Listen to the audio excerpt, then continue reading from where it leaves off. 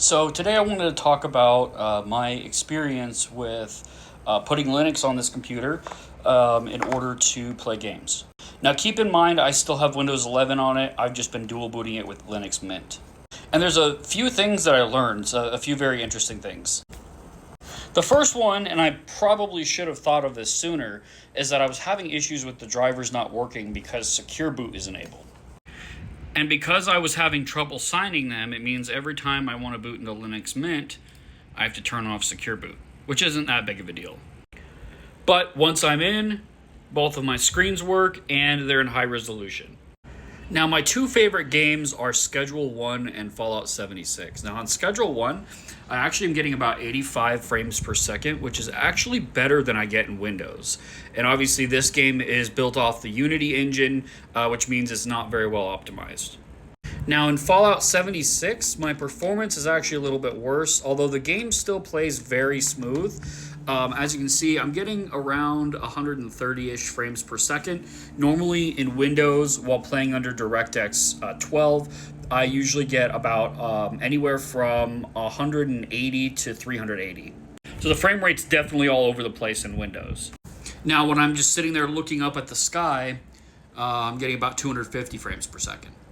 Now, there are some important things to keep in mind here. One, Fallout is really more designed for DirectX 12. And obviously, Linux has to fall back on Vulkan. But it does use Proton as a compatibility layer, which I found out, actually. I wasn't aware that you could natively play games on Linux without using crossover.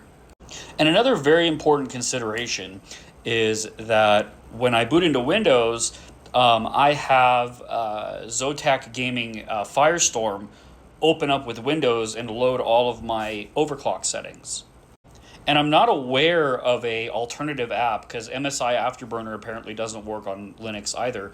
I'm not aware of an alternative app that you can use, at least an easy one, to overclock your graphics card.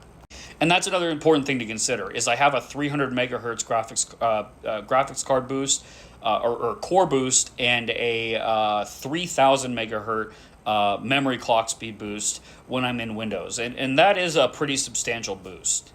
Now, obviously, these are just two titles. Your mileage is going to vary. These are just the two games that I play the most, which is why I just wanted to very briefly showcase them. Now, for Schedule 1, because I get better performance, I might boot into Linux to play it. Fallout 76, though, at least as it stands right now, I get better performance in Windows. So that's about it.